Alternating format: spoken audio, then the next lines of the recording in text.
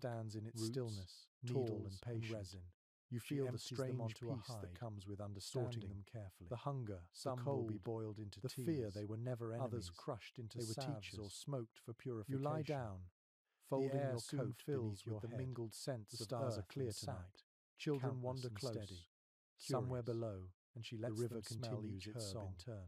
You close your This eyes you and breathe realize deeply, is how the the knowledge scent of lives pine on and through smoke, touch filling your chest. scent, Tomorrow, repetition, the journey down not through begins. written words. Tonight, Researchers who have worked closely with the story of this winter will live longer than you ever will. As the morning light spreads slow and golden, it is not just taught but felt. The fire from last night has burned down to soft grey ash. You cannot separate the knowledge from the experience of gathering. You wake to the sound of water running strongly later. The river still works from its icy built on observation. The air carries the scent of pine intimacy and damp soil. Everything feels alive again. A few of the herbs are brewed into tea, watching steam rise. The liquid turns a golden green. The trees glitter with droplets that fall like tiny bells when the wind moves through them. It tastes sharp at first. Each sound feels soothing. You stretch, spreads through your joints and settles but no longer in pain. And steady. Hunger is still there. The woman smiles knowingly. Quiet now, her eyes bright. A familiar ghost you can almost smile at. The trees never sleep. You have lived through the worst of it. Journals from the mountain men often ended not with drama but with reflection. For a long time. Many wrote that survival had changed them in ways they did not understand. Outside, they found peace not in plenty but in snow glows faintly in the clean water. You understand now that medicine is not only in sunlight on the body, but you feel that same quiet revelation now to the silence, life, to the rhythm of survival itself. Has become more vivid than white and endless again. A peculiar story passed down among old trappers swallows every sound. Tells of one man who, beneath this stillness, after his final winter in the high country, not in the refused to return to town, but in the minds of the people. He said the noise of people drowned out the sound of his own thoughts. That awareness of the unseen forces. He stayed in the hills through winter, living on roots and fish. Stories here, speaking only to the wind but alive. Perhaps he could no longer bear the comfort. Do not speak of the cold as mere weather. Perhaps he found freedom as a being with silence, rules, and you can almost understand him. Tonight, opinions differ among writers about what truly drove men like that. Of all. Some call it solitude turned to madness. Twilight fades. Others say it was wisdom. Burns briefly the understanding that comfort dulls what survival sharpens. An elder begins to speak. You do not know which is right. Slow, but as you watch the mist rise over the valley, realizing it, you suspect he talks about the spirit of frost. The one who walks softly across the land, folding the blanket tree with his tying the straps of your pack. He says that if each you hear the trees cracking at night, the pot blackened with smoke, spirit testing the knife dulled by frost. He tells this not to frighten salt, but to remind everyone that nature became extensions of your own body. You touch each ethnographers who have listened to such tales note the other spiritual explanations of winter. No one speaks both as comfort. Words feel unnecessary. Instead of there is a heaviness in this moment. People gave it the kind that comes from knowing you have reached the end of something sacred. The wind a messenger. The mountain has given back what it took. Your strength. These personifications, your hunger, transformed suffering but in a different conversation.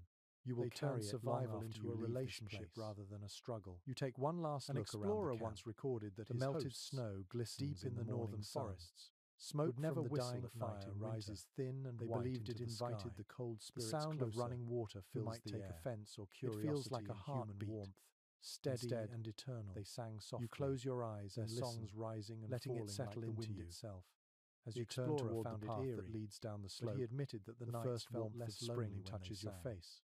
It feels almost legend from the Iroquois. The gentle hand of a being called the old white woman you smile without meaning to, who ruled the world stretches wide before you by laughter. No longer a cage in her loneliness, but an invitation. She froze everything she touched. You take your first step until one clever the ground is soft beneath your boots that made her smell of so hard, rich and sweet. She forgot her magic. Each stride feels like leaving behind when spring came.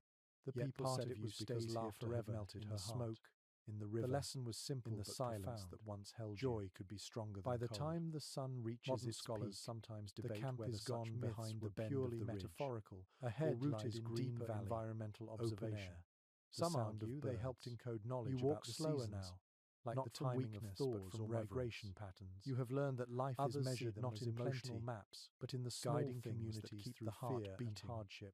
A spark of fire. These stories became invisible threads that tied hearts the will to rise again when the cold. You notice how the younger listeners stop at the edge of the trail, eyes wide, and look back one their small hands clutching. The mountain stands quiet for them, and proud. These spirits are real. You whisper your everyday life, not expecting an answer. Watches, and then continue down into the light. The wind warns of storms. The story does not end. The aurora borealis dances across the night sky as the ancestors' fires. With gratitude, even the silence of snow, the wilderness has taken you apart. It is not empty, given you back to yourself. The wind moves gently through the trees, as if carrying practical lessons hidden beneath their poetry. Step after step, a story about the snow becomes grass sleeping too close to the edge of camp. Teaches safety from predators. Slow your breathing. A tale about hunters who mock the wind becomes a warning about standing at the edge of that valley as the sun lowers. Every spirit has its mountain glowing behind you.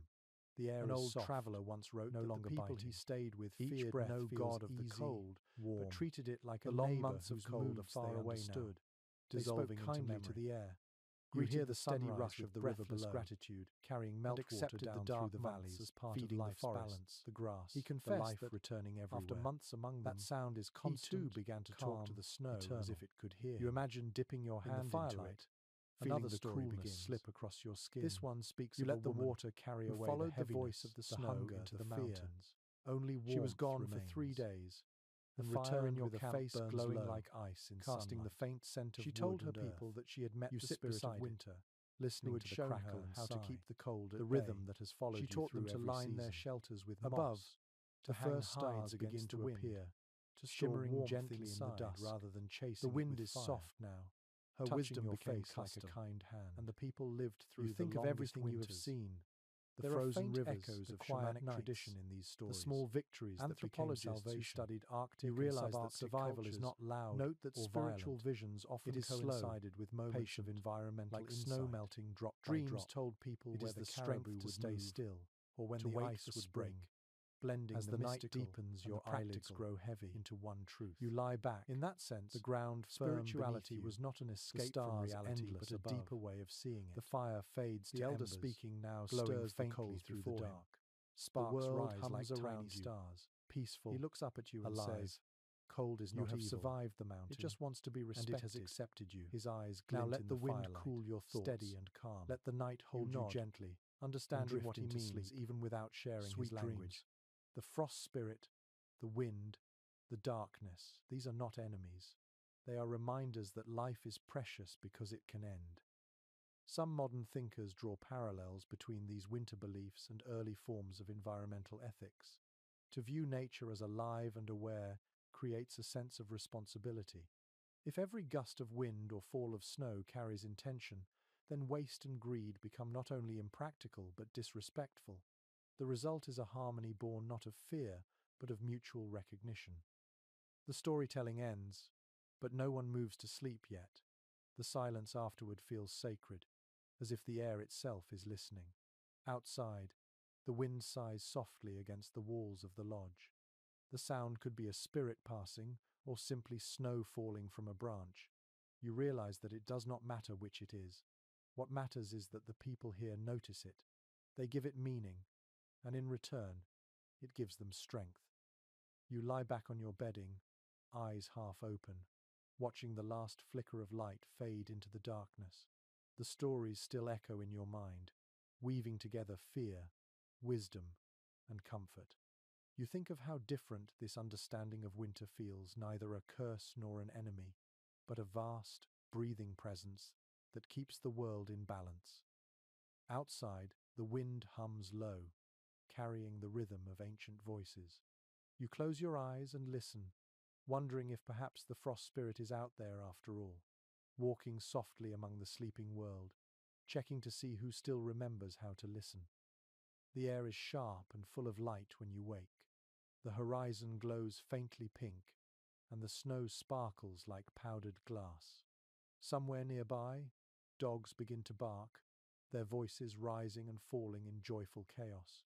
You step outside and see them tethered near a line of sleds, tails wagging, tongues lolling. Their breath rises in clouds. They look both wild and affectionate, creatures of the cold who belong here completely. The people around you move easily among them, speaking in short, rhythmic tones. Today is a travel day across the frozen land, and the dogs are not just animals. They are partners, engines of survival, and companions of warmth. The sleds are elegant and simple. Long wooden runners curve upward at the front like frozen waves. The frame is lashed with rawhide cords, light enough to lift but strong enough to carry hundreds of pounds. Furs, tools, and food bundles are already packed neatly. One man kneels to check the traces, murmuring softly to his lead dog. The animal watches him closely, ears twitching, eyes bright with understanding. There is affection in the moment, the kind of mutual trust that forms only through years of shared hardship. Historians who have studied these winter traditions often point out that dog sleds were more than a mode of transport.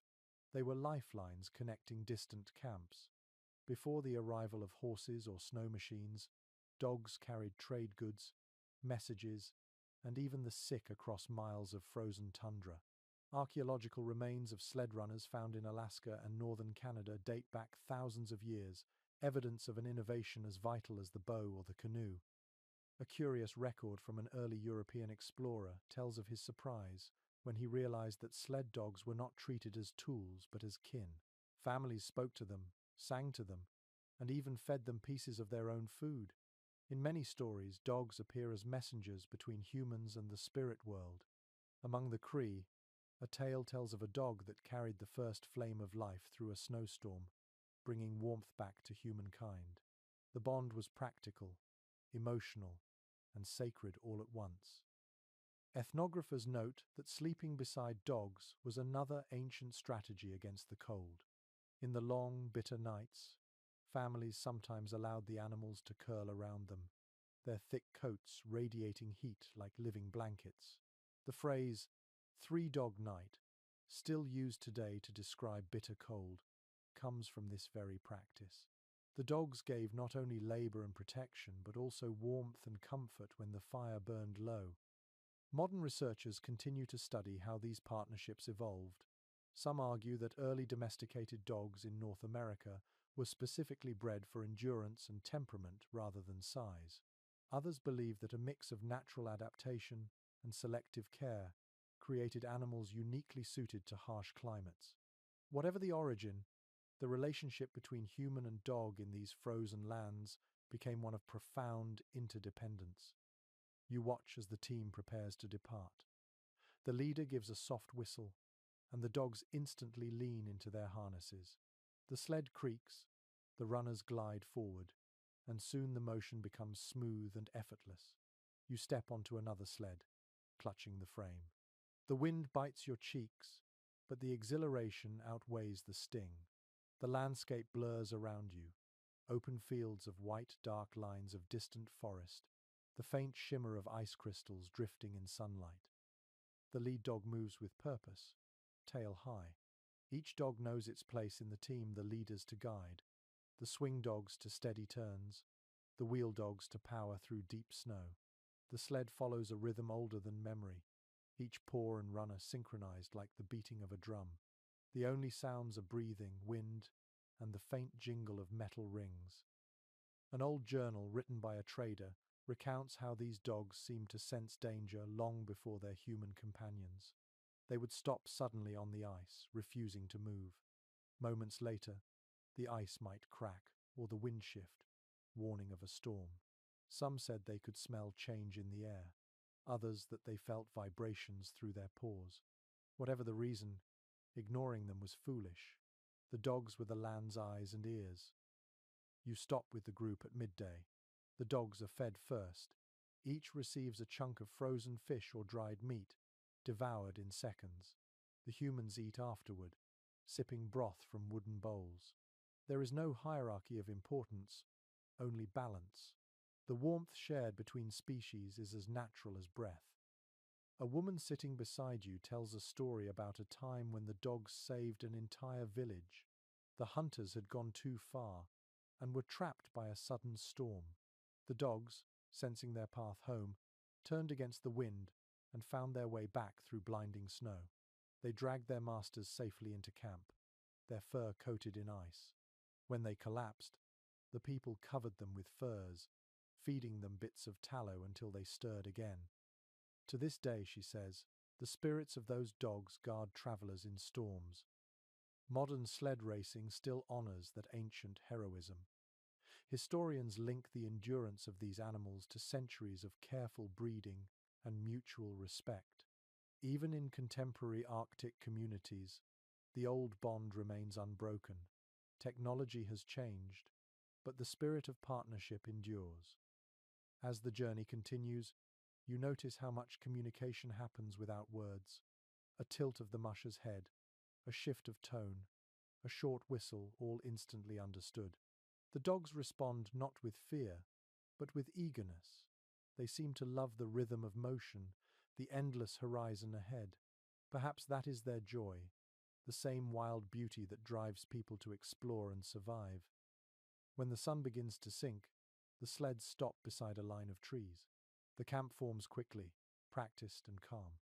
The dogs are unhitched, fed again, and allowed to rest in shallow pits dug into the snow. They curl into perfect circles, their tails covering their noses. A soft snoring hum fills the air, a lullaby of trust. You realize that, for these people, survival is not lonely. They live surrounded by breathing warmth, by hearts that beat for them in both gratitude and companionship. You lie down that night beside the sled, the air still humming with the day's rhythm. Somewhere in the distance, a dog howls softly, answered by another and another, until the sound spreads across the frozen world like a thread of song. It is not mournful, it is steady, ancient, proud. You close your eyes and listen, realizing that this is the voice of endurance, the echo of lives moving together through ice and silence, never truly alone. The next morning dawns pale and silent, the kind of silence that feels endless. The air has turned colder overnight, brittle as glass. The sled dogs stir in their shallow nests, shaking frost from their fur. You walk toward the center of the camp, where a group of people are preparing bundles wrapped in fur and hide. The scent of smoked meat and tallow fills the air.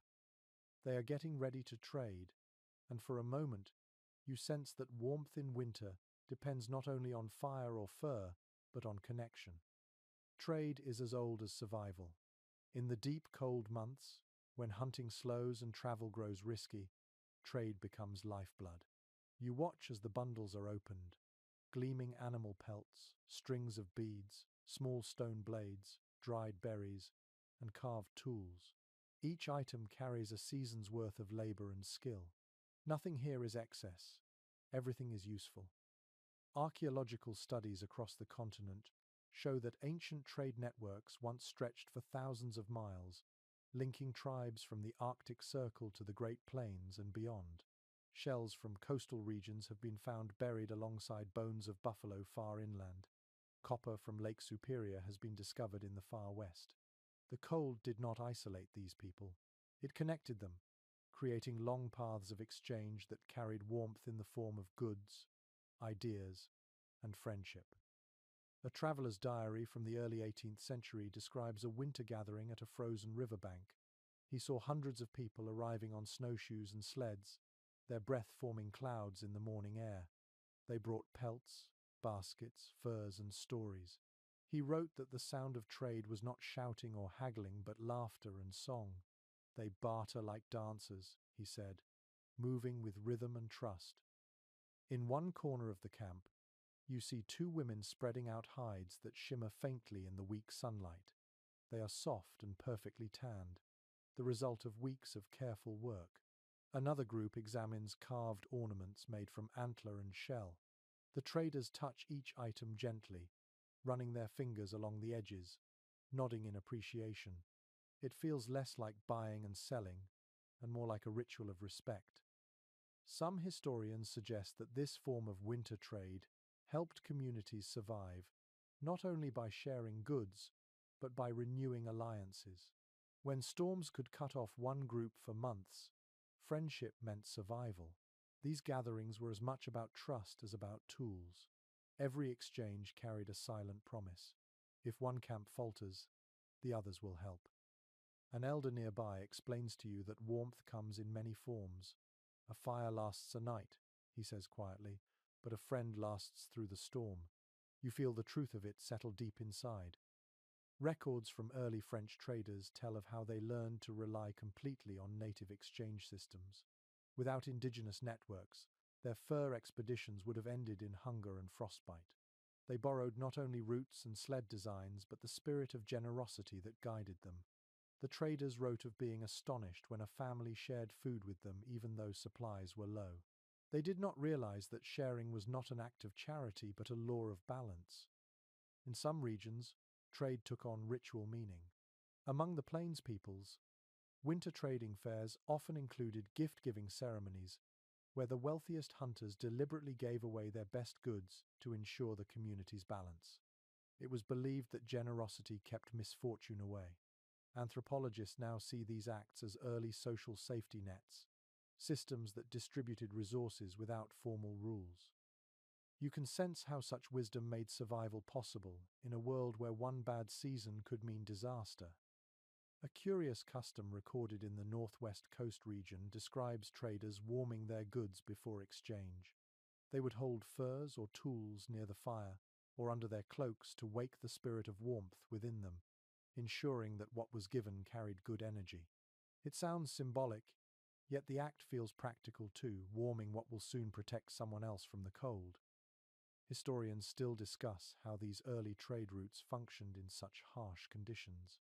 Some believe they followed frozen rivers that served as natural highways, while others argue they relied on memory and landmark navigation. What is certain is that the cold itself shaped the system. Winter's stillness made travel smoother, ice turning rivers into roads and snow covering obstacles. What froze for some became a bridge for others. You watch as the traders finish their exchanges. A young man receives a necklace of tiny shells in return for 2 beaver pelts. He holds it gently, as if it were fragile, and ties it around his wrist for luck. Another woman smiles as she unwraps a bundle of dried herbs traded from far away.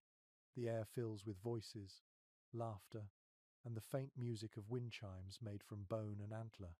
It is a small celebration of survival, a reminder that cooperation is the truest kind of heat. Later, when the sun begins to fall, the visitors prepare to leave. They hug one another, pressing foreheads together in farewell. Sleds are packed again, dogs eager to run. You help tie one of the bundles and notice how the rope is knotted in a specific pattern, a method passed down for generations, designed to hold firm against snow and movement. Every gesture here is a piece of inherited wisdom. As the traders depart, the camp feels lighter, yet somehow fuller. The goods they brought will feed, clothe, and comfort others far away. The stories they shared will travel too, carried like sparks across the frozen world. You stand still for a long moment, watching the sleds disappear into the distance. The horizon glows orange as the sun sinks, and the snow catches the light, turning briefly to gold. In the fading warmth, you realize that survival in this world is not about enduring alone. It is about being part of a web that stretches farther than the eye can see, a web of trust, generosity, and quiet gratitude. The wind picks up again, but it feels softer now. You turn toward the camp, your arms full of traded food, your heart full of something deeper. Winter is still fierce, but it is not unkind when faced together. The world around you has quieted again, but the air feels alive with a strange tension. The sky is a dull grey, the kind of color that hides both snow and time. You walk toward the frozen river that curves past the edge of the camp. Its surface gleams like steel beneath a thin layer of frost. You stop to listen. There is no sound except a faint creak deep below, as if the river itself is dreaming under its icy skin. This river, they tell you, is both road and prison. In winter, when the surface hardens, it becomes the lifeline that connects distant lands. Hunters travel its length to reach new camps. Traders cross it carrying furs and food. But when the thaw comes, the same river can swallow sleds, homes, even people whole. The ice gives and takes as it pleases. Archaeological records reveal that ancient winter settlements often grew along riverbanks for exactly this reason. Waterways were the original highways of the continent. When frozen, they offered smooth travel for sleds. When open, they carried canoes. In some regions, families built their winter homes beside smaller streams to ensure access to both water and transportation. The rivers dictated rhythm, determining when to move and when to stay still. A curious detail from early explorers' journals describes how travelers listened to the river to predict its mood. They would press their ears to the ice and wait for the sounds within. A deep hum meant the ice was thick and strong. A hollow crackle suggested danger. Some elders could tell, just by sound, when the river would begin to break apart. Their knowledge came not from measuring, but from memory years of listening and surviving. You kneel and touch the ice now, your fingers numb almost instantly. Beneath the surface, you see faint ripples of movement, dark water shifting in slow silence. It feels alive, patient, waiting. The cold bites your skin, but you leave your hand there anyway, sensing the quiet power beneath. Ethnographers studying northern river cultures often speak of the respect people held for these frozen waterways. They were treated as living beings, capable of kindness and vengeance. Before crossing, travelers might whisper greetings or sprinkle a few drops of fat onto the ice as an offering. The gesture was both gratitude and caution, a reminder that every step across was borrowed permission. One winter legend from the Yukon tells of a young hunter who mocked the river, calling it lazy for sleeping under snow. The next day, the ice cracked beneath him, swallowing his sled and dogs. The people said the river had taken him as a lesson for those who forget humility. It was not superstition, but memory disguised as myth, a warning wrapped in story, ensuring that each generation stepped lightly. Historians continue to discuss how such stories shaped practical survival. Some believe that spiritual respect reinforced safety behaviors, like testing ice thickness or avoiding crossings after sudden temperature changes. Others argue that these tales reflected an emotional truth, that survival in a place so vast required both caution and reverence. You find yourself agreeing with both. You walk along the frozen bank, hearing the faint groans of the river shifting under pressure. The sound is hauntingly beautiful, like the voice of a giant far away. Each crack echoes through the valley, sharp and quick, then fades into stillness. The air smells faintly of wet stone and pine resin. You feel both fear and awe, a mixture that seems to define life here. A French trader once wrote that he could always find his way home in winter by following rivers. They are the only roads that never lie, he said. Yet he also noted that crossing them was the most dangerous act of the season. Too early in the freeze and the ice was thin, too late in spring, and it broke without warning. The people who lived here understood these moods intimately. They could read the river's surface like others read the sky. A detail often overlooked by outsiders is how these frozen rivers became gathering places even in the coldest months. Families would meet on the ice to share news, repair tools, or fish through small holes cut into the surface. The solid river became both bridge and floor, turning the harsh landscape into a social space. It was, for a brief time, a place of life rather than danger. Modern hydrologists studying ancient ice layers now confirm what the old stories already knew. Rivers freeze differently every year, depending on wind, snowfall, and temperature. Some patterns repeat over decades, others shift unpredictably. The people's survival depended on this constant awareness. They were not predicting the future, they were remembering patterns hidden in sound and texture. You stop at a bend where the river narrows. The ice here is crystal clear, revealing stones trapped just below the surface. A man kneels beside you and points. "That one sings," he says quietly. He takes a small stick and taps the ice. A clear, ringing note rises into the air, fading slowly. "That means it sleeps peacefully," he adds. You listen again, enchanted. The sound is almost like music. As the sun dips lower, the river begins to glow with the reflected light of the sky.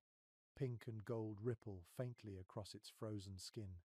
The people call this hour the river's breath, when the ice warms just enough to stretch before night closes in again. For a few moments, it seems to pulse gently under your feet, alive and aware.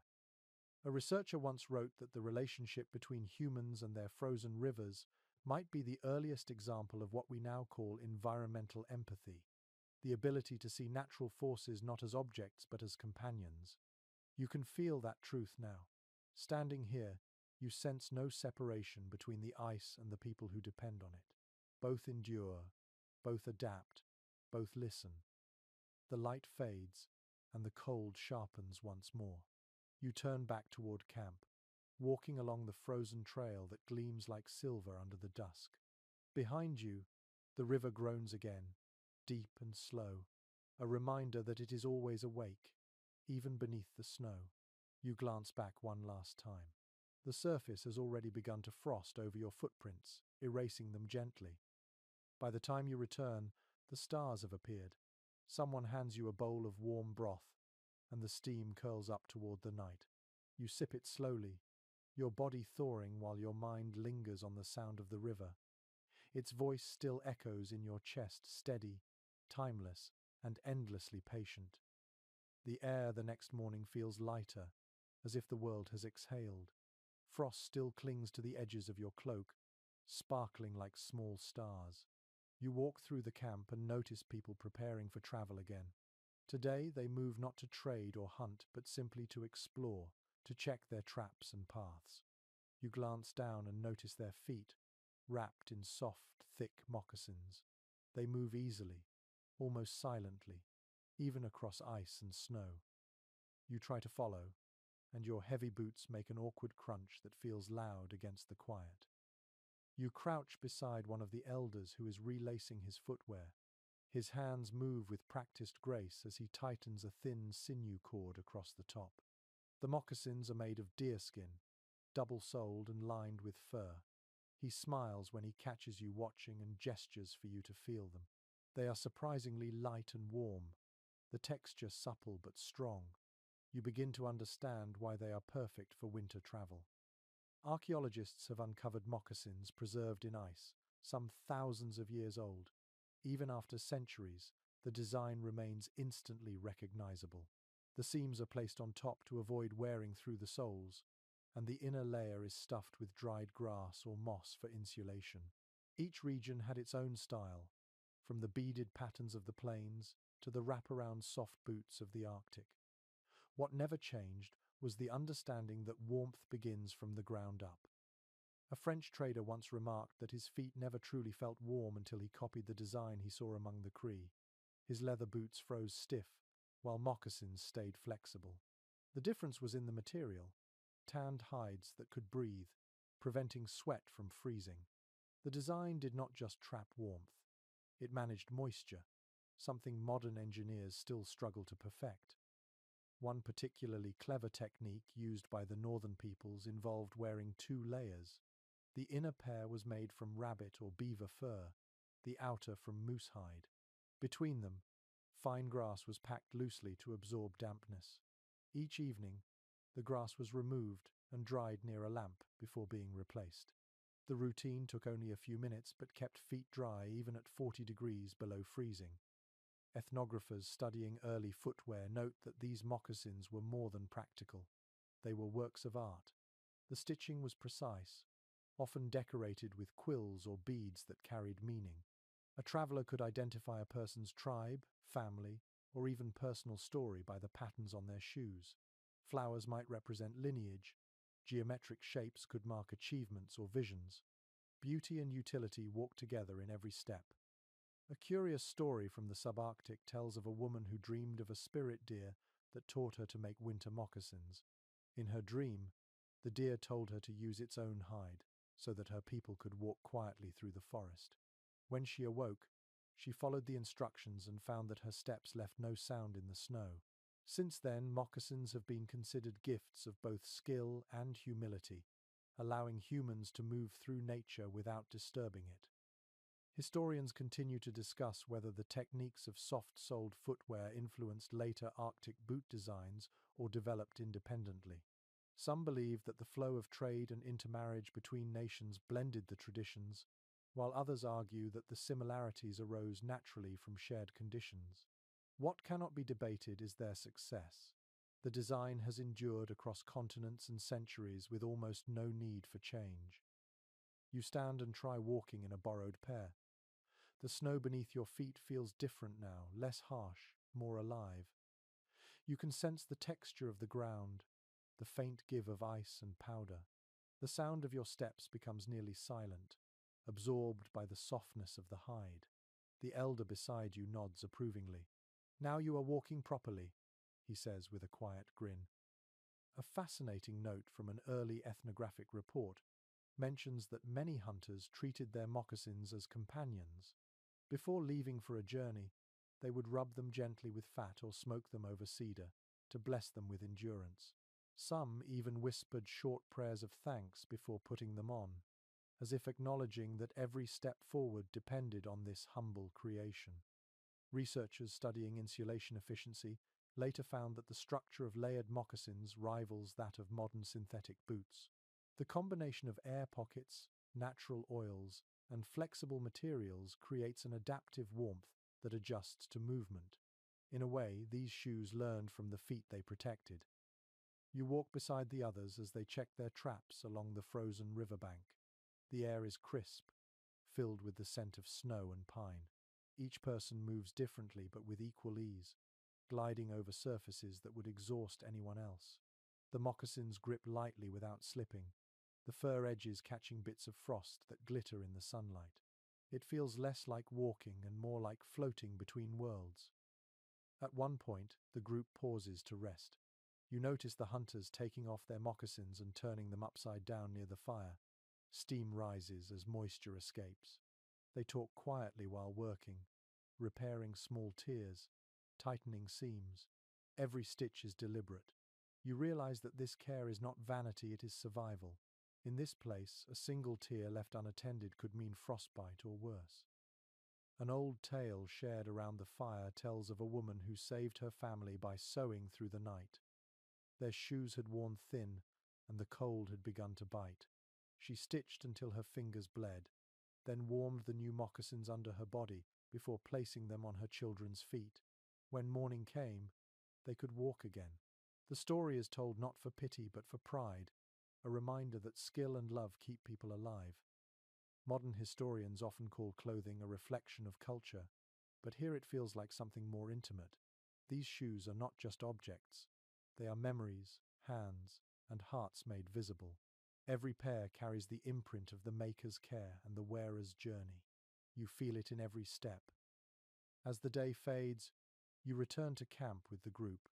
The fire crackles softly, sending sparks into the night. The moccasins are lined up neatly near the entrance, steaming faintly in the warmth. They look like small resting animals, content after a long journey. You sit beside them, watching the snow fall outside, and think about how much wisdom is hidden in simple things. The cold presses gently at the walls, but your feet are warm, wrapped in deerskin, protected by patience and tradition. You take a deep breath and smile, realizing that warmth, once again, is not just something you find, it is something you make, one careful stitch at a time. The sky that morning is a pale grey, the color of old silver. The air bites but carries a hint of softness that suggests the storm has passed. You hear laughter before you even open your eyes, high and bright, cutting through the cold like birdsong. When you step outside, the source becomes clear. The children are awake. They run through the snowdrifts in layers of fur and hide, their cheeks red, their hair frosted with tiny crystals. For a moment, the bleak winter landscape transforms into a playground of light and motion. You stand still and watch, amazed by their energy. They roll in the snow, chasing one another, sliding down small hills, throwing handfuls of powder into the air so it rains down in sparkling clouds. Their laughter echoes against the frozen trees. It feels impossible that such joy could exist in a place so harsh. Yet here it thrives. The adults nearby smile as they work, their faces soft with quiet amusement. Ethnographers who studied winter life in northern camps often remarked on this same phenomenon, that children were rarely still, even in the deepest cold. Their play was not just amusement, but preparation. Every game, every challenge taught them something useful. Snowball fights trained their aim. Sliding and running on ice improved balance and endurance. Even the way they learned to build miniature shelters mirrored the construction of real lodges. Play was the first school of survival. A traveler's diary from the early 19th century describes watching Inuit children build tiny igloos with remarkable accuracy. Using scraps of snow blocks, they shaped and stacked them into perfect domes, copying their parents' work. Inside, they placed carved figures made from bone or ivory, creating whole imaginary families. When asked why they played that way, one boy answered simply, So I will know how when it matters. The idea that learning could happen through play fascinated early observers. Modern psychologists now agree that the instinct was exactly right. Through repetition and imagination, children internalized complex skills long before they had to use them. The games of winter were lessons written in laughter. You walk closer and see a group of children sliding across the ice on flat pieces of bone tied to their feet. They balance with small sticks, pushing themselves forward. It looks like a primitive version of skating, and you later learn that such play was common across many northern cultures. The bones came from caribou or seal, their smooth surfaces gliding perfectly on frozen lakes. What began as play became practice for traveling over long distances when grown. Nearby, a young girl is sculpting figures from snow, shaping them into animals. A bear, a fox, a bird mid-flight. Her hands are quick and sure. One of the elders kneels beside her, pointing out details: the curve of a wing, the placement of paws. The lesson is gentle, wrapped in affection. You realize that even art here is a kind of memory, a way to hold on to the world during months when the real animals have vanished into hibernation or migration. In one corner of the camp, a group of children gathers around a woman who is telling a story. She gestures with her hands, mimicking the sway of trees and the flight of birds. The children respond in unison, filling in familiar lines. Storytelling and play flow together seamlessly, keeping minds sharp and spirits bright. These are the earliest seeds of identity, planted in frozen soil. A curious note from an early missionary recounts his confusion when he tried to teach arithmetic to native children during winter. They smiled politely, then demonstrated their own version of counting using sticks, snowballs, and footprints. Each object represented a number, and by the end, they had solved the same problems without writing a single symbol. What he dismissed as play was in fact an education shaped by nature itself. Historians have suggested that such childhood resilience contributed greatly to the endurance of entire communities. Children learned early not to fear the cold, but to understand it. They played with snow as if befriending it, turning an enemy into a toy.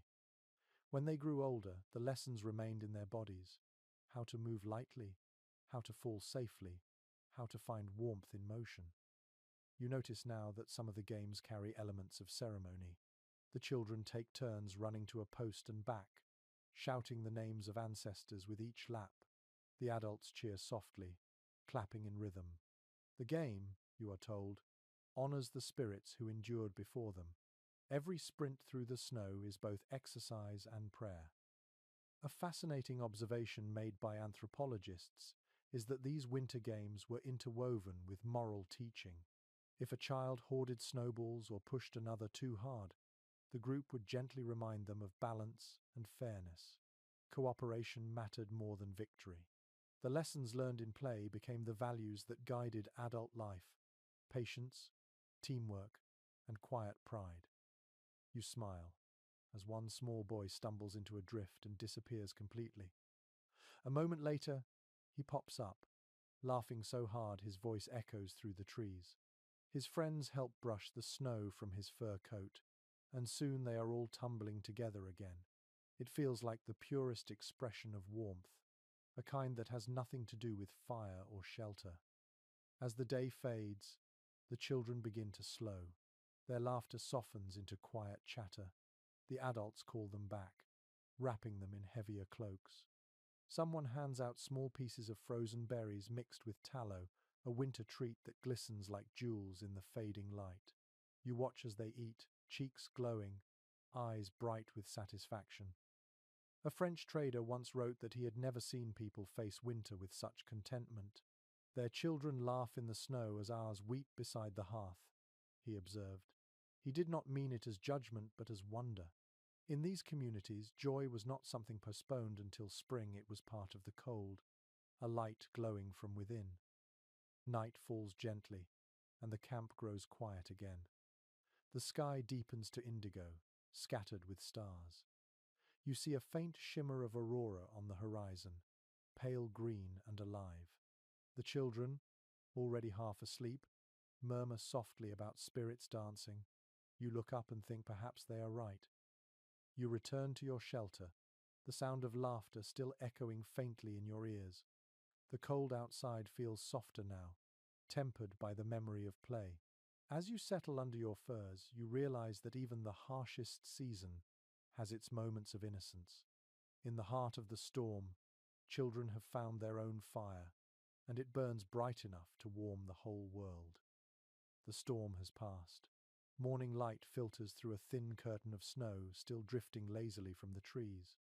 The air feels calm, nearly motionless, as if the whole world has paused to breathe. You sit up inside your shelter and listen. There are no axes striking, no dogs barking, no urgent footsteps outside. Only quiet. It is a different kind of day, one that seems to stretch endlessly, unhurried and patient. Outside, the people are gathered near the central fire pit.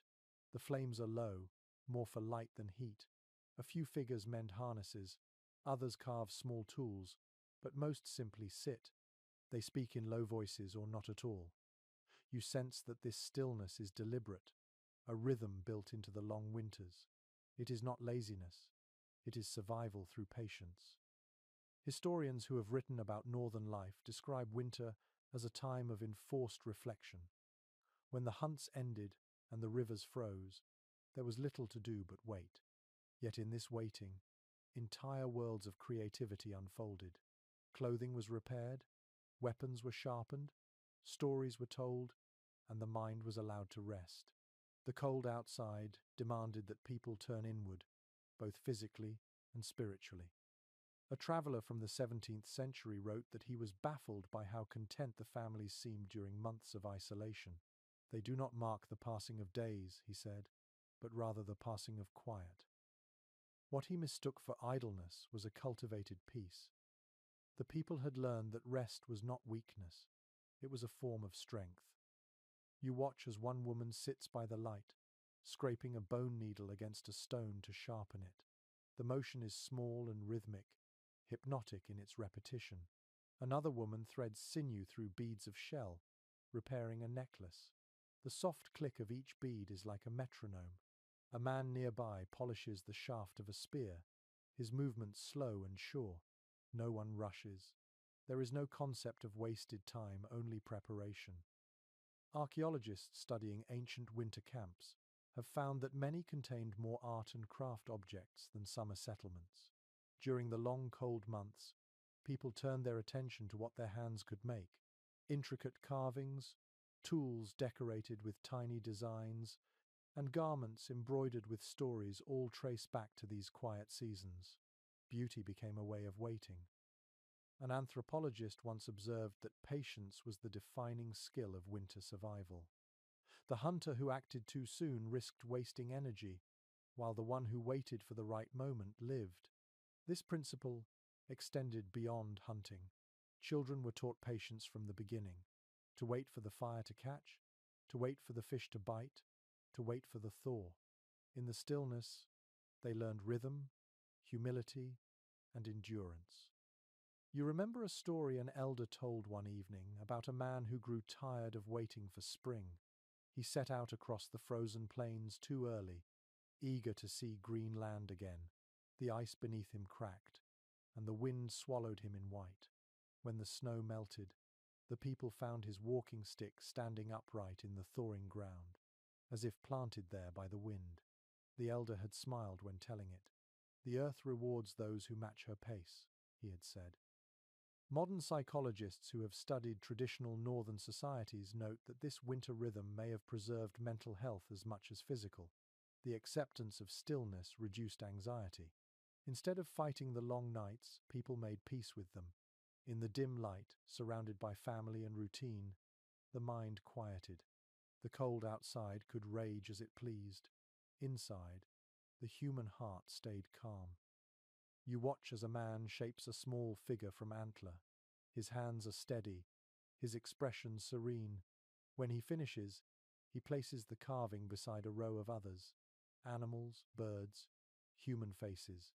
They sit on the edge of the hearth, catching the flickering glow. Each piece carries a different emotion, a fragment of story made visible.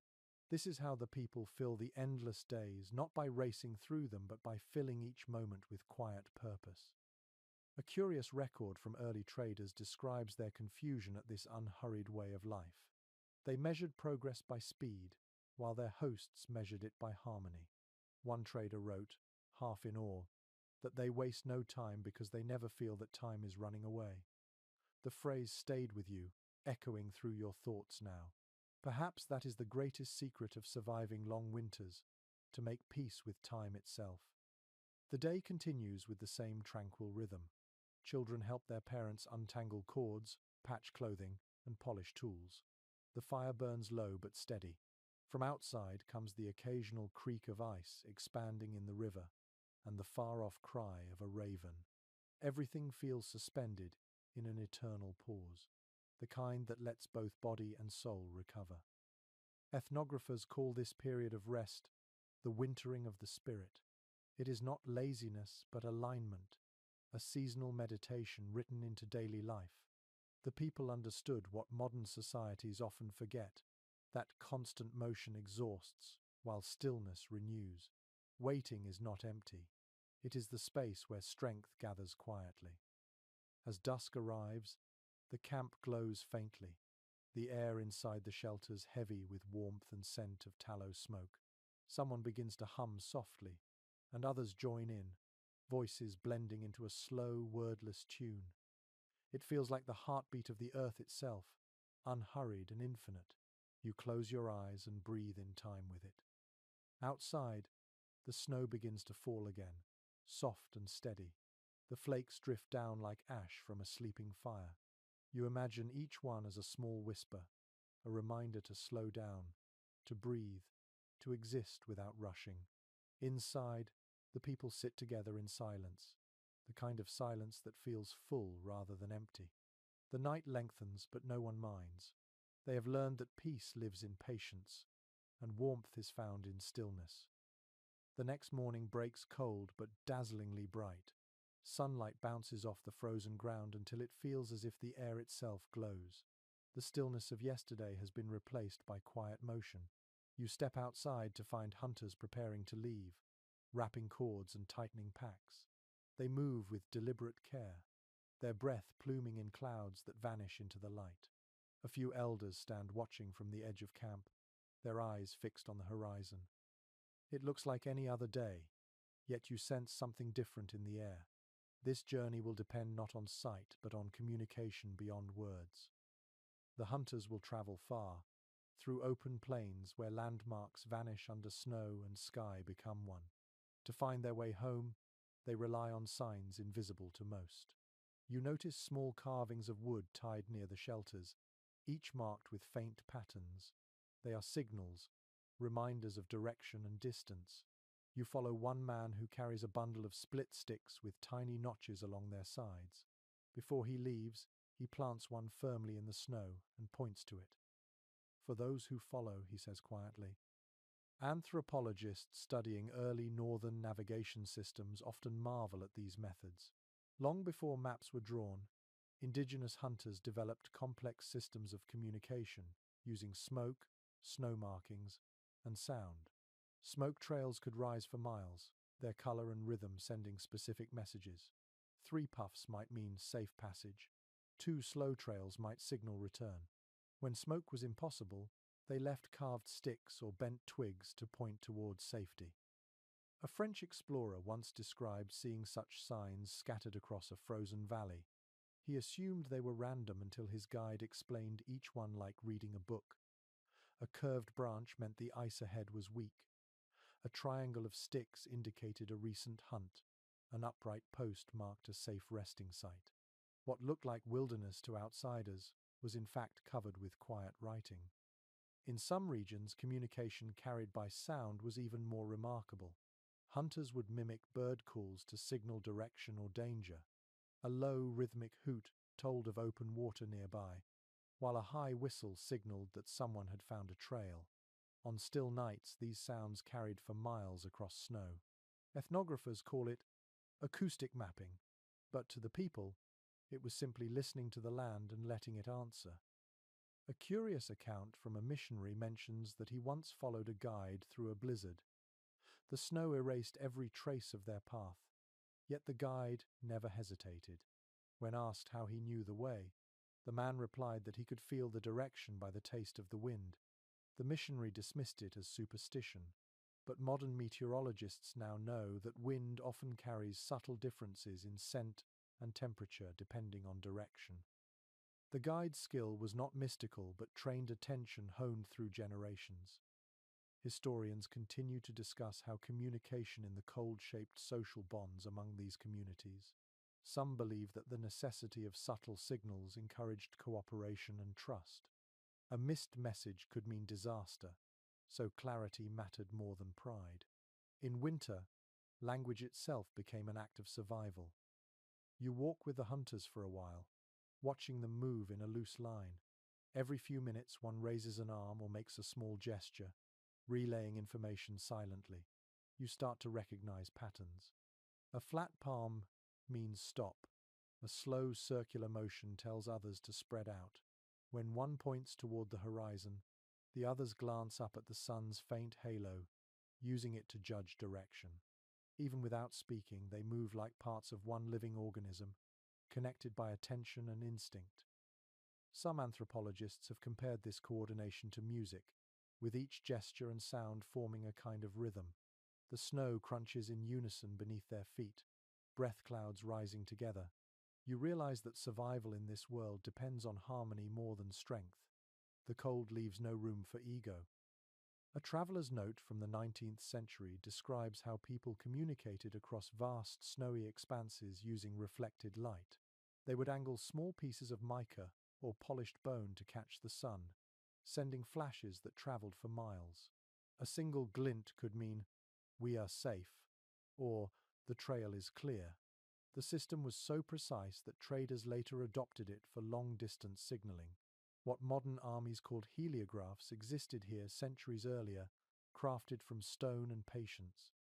As the group reaches higher ground, one of the men stops and kneels. He carves a quick symbol into the snow, 3 lines joined at the center like a star. When he rises, the mark glows faintly in the sun. He tells you it will guide the others back if they become separated. The snow will hold the message for a few hours before the wind erases it. Temporary, yes, but long enough to save lives. Modern researchers studying communication across extreme environments often refer to this as ephemeral technology tools that leave no trace once their purpose ends. These people mastered it without words, writing messages in snow and smoke, trusting memory and weather to carry them. Their inventions disappeared with the wind, yet they worked perfectly while they lasted. You pause on a ridge and look back toward the camp. Thin wisps of smoke rise straight into the sky, fading into the bright air. It looks like stillness, but now you know that each trail speaks. It is not just a sign of warmth. It is language carried on the wind. Somewhere far away, another camp might be watching, reading the message that all is well. The hunters begin their descent toward the frozen valley. The dogs pull quietly, the sleds gliding over the smooth snow. Ahead, the lead man lifts his arm and waves once, a small motion against the endless white. The others respond with the same gesture. You find yourself doing it too, caught in the rhythm of this silent conversation. When evening comes, the campfire smoke curls upward again, this time thicker and darker. The signal has changed. The hunters have returned safely. You watch as figures appear out of the dusk, sleds heavy with game and tools. No words are exchanged at first, only nods, glances, and quiet smiles. Everyone understands. You sit beside the fire later, watching sparks drift into the night. You realize that in this frozen world, communication was never about volume but about awareness. Every gesture, every breath, every column of smoke carried meaning. Warmth was shared not only through heat but through understanding. As you close your eyes, you can still see the thin lines of smoke against the sky, the bright flash of light on mica, the quiet carvings melting into the snow. The messages vanish, but their purpose remains: to connect, to guide, to remind. In the silence of winter, Even a whisper can become a bridge across the frozen earth. The dawn begins with a faint blue glow over the treetops.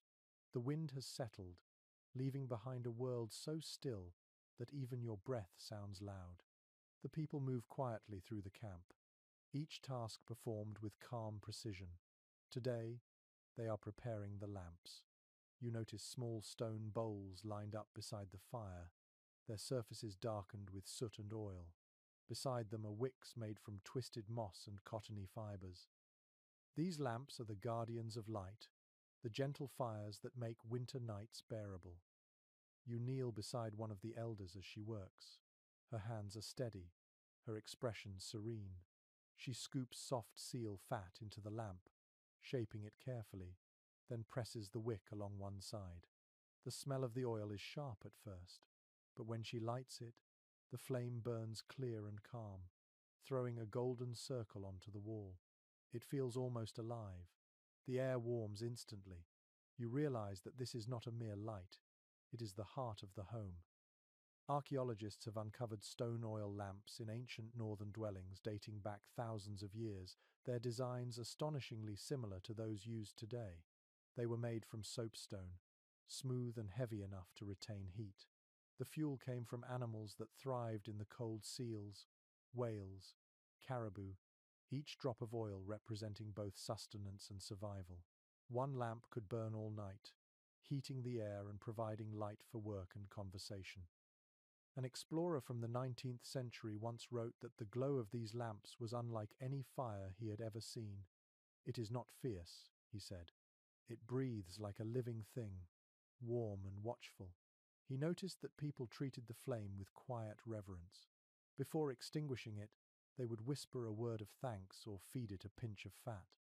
The act was both practical and sacred, a reminder that life depended on the generosity of what had been hunted.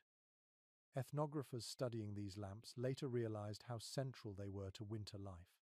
They were cooking stoves, heaters, and altars all at once. Families gathered around them for warmth and stories, measuring time by how long a flame lasted.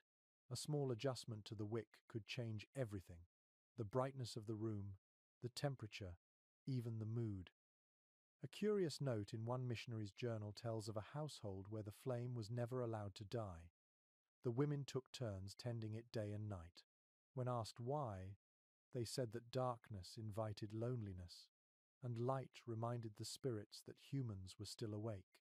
Modern scholars see this as both symbolism and science. Constant low light reduced strain on the eyes and helped maintain stable indoor temperatures. Tradition and practicality were one and the same. You watch as several women trim the wicks with bone tools, adjusting the flames until they burn evenly. The light dances gently on their faces. Children sit nearby, carving toys in the soft glow, while men repair tools. The sound of the lamps is almost imperceptible, a faint hiss like a sigh. The air smells of oil and smoke, comforting in its familiarity. In the Arctic, the oil lamp called the quillic was often shaped in a half-moon form, symbolizing the sky. Some were passed down for generations, each one carrying the soot of countless winters. Anthropologists who have held these artifacts describe feeling a strange warmth, even after centuries of stillness, as if the stone remembers the fire. A legend from the far north tells of the first lamp being given to humankind by the moon spirit. In the story, darkness covered the world until a woman climbed to the sky and caught a piece of moonlight in her hands. When she returned, she placed it inside a bowl of oil, and the first flame was born. Since then, every time a lamp is lit, the people say the moon looks down to see its reflection on Earth. Historians continue to debate whether this myth developed from practical observation or spiritual imagination. Some suggest that the lamp's crescent shape inspired the lunar connection, while others think it emerged as an expression of gratitude for light in endless night. Whatever its origin, the belief gave the act of tending flame a beauty beyond necessity. You sit watching the flickering light until your eyes blur slightly. The lamp burns quietly, but its warmth spreads through the room in a way no open fire could. The hides overhead trap the heat, and the stone beneath your hands feels alive with gentle warmth. You think about how many centuries of hands have performed this same ritual, repeating motions so simple and yet so vital.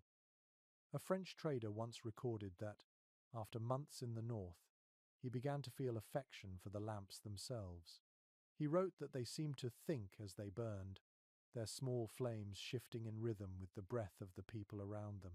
He might have been poetic, but as you sit here now, you understand what he meant. The flame responds to movement, to voices, to drafts of air. It is part of the family. The practical design of the lamps has fascinated modern engineers.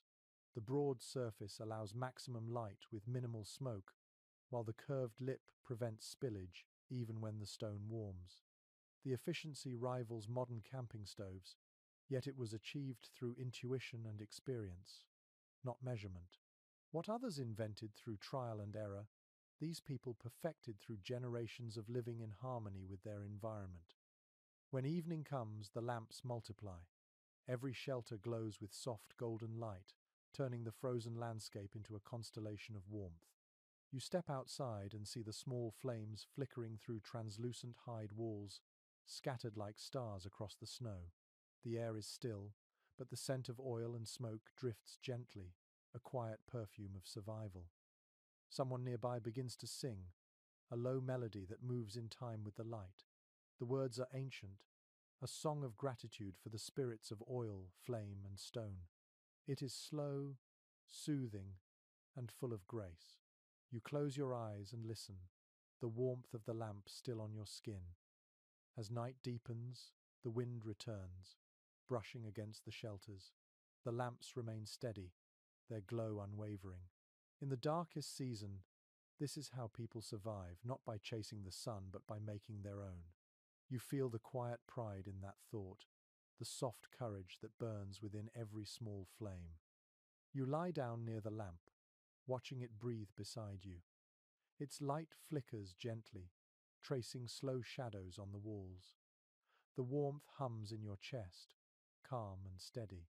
You realize that you are not simply surviving the cold, you are living within it, held by light that has traveled from one generation's hands to the next.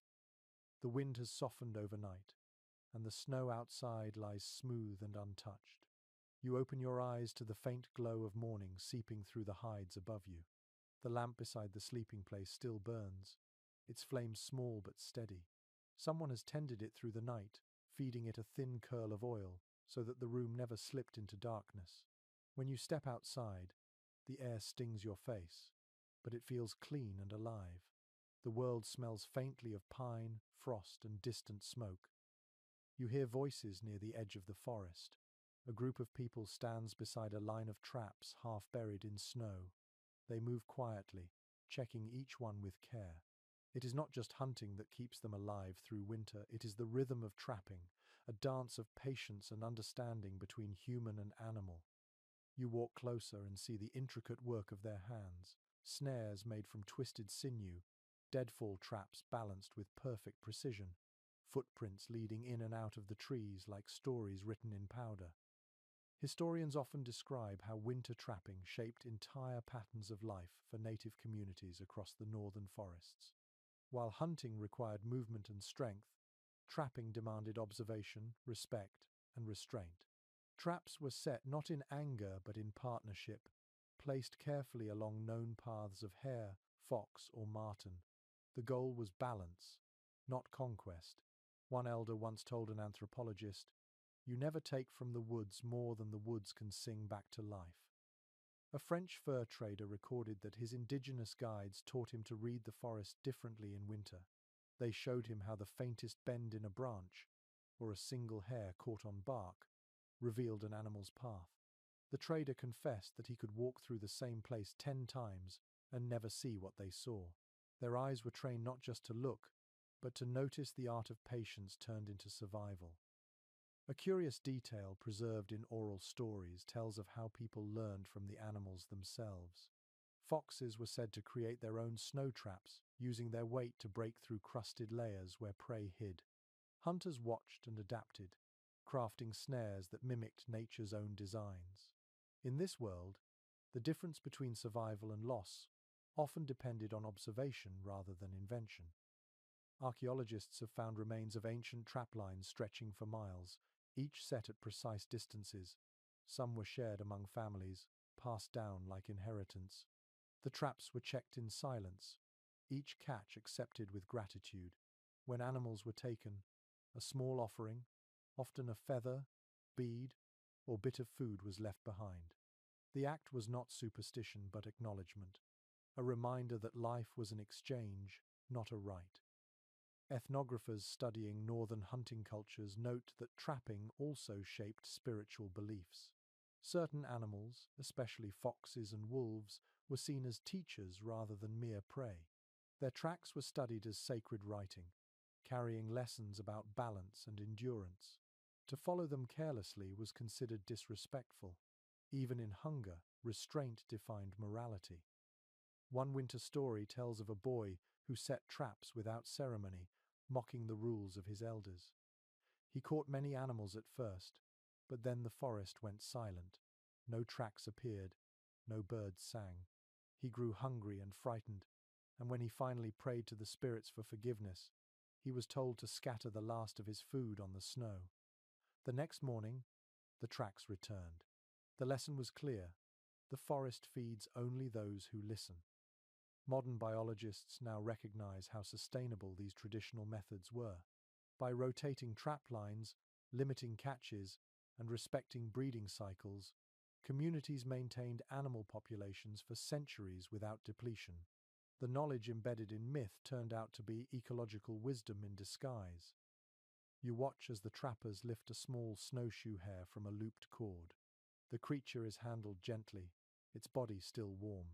They murmur words you cannot understand, but recognize as thanks. The air feels hushed, almost reverent.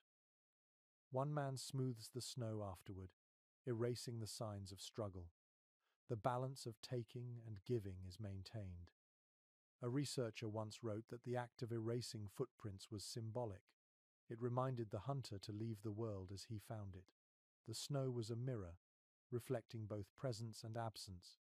To walk lightly upon it was to honor all that lived within its silence. As the trappers continue, you notice how their tools are made from what the forest provides: bent willow branches, sinew cords, bits of stone and bone. Nothing gleams, nothing wastes. The technology is invisible, hidden in simplicity. A trap that works perfectly leaves almost no trace, like a thought whispered to the wind. An old man nearby gestures for you to follow him to a deeper part of the forest. He shows you a tree with its bark peeled away in thin strips. He explains that this tree, once cut, will draw animals to its scent. He touches the trunk and whispers a few words, a small prayer for forgiveness. You watch in silence, feeling a weight in the air that is not sadness but respect. Some scholars have debated whether such rituals were literal acts of faith or expressions of ecological awareness. Perhaps they were both. In a world where every mistake could mean hunger, reverence became a form of science. Gratitude kept the balance steady. By midday, the traps are checked and reset. The people return to camp with small bundles of fur and meat. The hides will later become gloves, moccasins, or blankets. The bones will be shaped into needles and tools. Nothing will be wasted. The air fills with the scent of roasting meat, sharp and sweet. Children help scrape hides clean, laughing as they work. Even this chore becomes an act of care. A passage in an explorer's journal tells of being astonished at the quiet cheerfulness of these scenes. They treat the taking of life as one treats the tending of a garden, he wrote. There is no triumph, only gratitude. You see now what he meant. As evening falls, the trappers sit together near the lamp's glow, hands busy with small repairs. One man sharpens a knife, another oils a cord. Their movements are unhurried, confident, sure. You realize that survival here is not a battle against nature, but a conversation with it. Each day's work is a sentence in that dialogue, written in tracks and snow, spoken softly through breath and patience. You sit quietly beside them, feeling the warmth of the lamp on your face. Outside, the forest breathes in long, slow sighs. Somewhere in the distance, A fox calls, its cry sharp and echoing through the night. It sounds less like hunger and more like acknowledgement, a reminder that in this frozen world, all things live in balance, even when the balance is cold. The wind rises again that night, low and steady like a deep breath from the earth. It moans through the gaps in the hides, brushing the edges of your blankets. You wake to the sound of voices, not afraid but purposeful. The hunters are already outside, tightening lines and checking shelters. The cold has changed its tone. The storm is coming. When you step into the open, the sky looks heavy, swollen with snow. The air feels electric, carrying the scent of something wild. The people move quickly now. Sleds are pulled closer to the center of camp. The lamps are trimmed, the entrances sealed tighter. Children help pile snow against the lower walls, packing it firm to keep out wind. Everything is done with practiced calm. This is not panic. This is preparation. Historians who studied the survival of indigenous communities through severe winter storms often wrote of their astonishing readiness. Without weather instruments or forecasts, they read the air itself. The sharpness of the wind, the way smoke rose or flattened, the distant sound of trees cracking, these were their warnings. When the land spoke, they listened. A 17th century fur trader recorded that his guides could predict a blizzard hours before the first snowflake fell. "They taste the wind and know," he wrote. He laughed at it once, until he ignored their warning and lost his tent to the storm. The people had been right. They almost always were.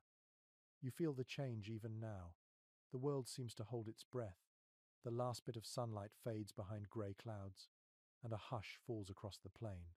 Then it begins, snow sweeping sideways, fine and blinding. The air turns to mist and motion. The noise of it fills your ears, endless and soft at the same time. The people move into their shelters quickly. Inside, the light of the lamps glows golden against the hide walls.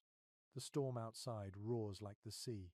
You hear snow hitting the roof in thick waves, each gust heavier than the last. It feels as if the entire world is shaking, but inside, everyone remains calm. They have done this before. An explorer once described the experience of sitting through such a storm with an indigenous family. He said the snow piled so high that the daylight vanished completely. The shelter became a cave of silence, and yet the air inside stayed warm. When he asked how it was possible, his hosts smiled. "The snow helps," they said. "It wants to keep us safe." The snow that killed the unprepared now became insulation for those who understood it. Ethnographers studying traditional architecture later confirmed that packed snow absorbs sound and retains heat better than many modern materials. The design of the shelters curved, layered, and low distributed pressure evenly, allowing them to withstand the storm's weight. It was both engineering and intuition, shaped by centuries of memory. Inside the lodge, life continues in rhythm with the wind. A woman hums softly as she stirs a pot of broth. The scent of meat fills the air, rich and comforting. Children whisper, giggling quietly at some private joke. Someone sharpens a blade, the slow scrape of stone blending with the sound of snow above. It feels like being inside the heartbeat of the earth. A curious tale told by the Cree says that storms are the breath of an old giant who walks the sky, shaking his furs to scatter snow. When he grows weary, the wind stops. The people tell this story not in fear, but as a reminder that storms always end. Every blizzard, no matter how fierce, eventually runs out of breath. Modern climatologists have noted that understanding snow movement, sound, and pressure could predict collapses and drifts long before instruments existed. What they discovered with science, these people already knew by intuition. Knowledge was passed not in numbers, but in stories that guided action. When the wind speaks from two directions, stay where you are. When the air smells of stone, the sky will close. You sit listening to the storm's rhythm. The wind rattles, then pauses, then returns stronger, as if it were testing the camp's resolve. Each gust makes the walls tremble, but they hold. The lamps flicker, and people adjust them without fear. The cold presses close, but warmth answers it from within. A traveler's account from centuries ago mentions the strange comfort of being trapped in a snowstorm with these northern families.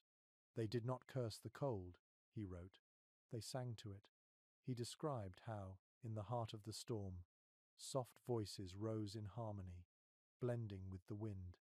The song was not for defiance, but gratitude for being together, for being alive, for hearing the storm instead of becoming part of it. The elder beside you begins such a song now, low and slow.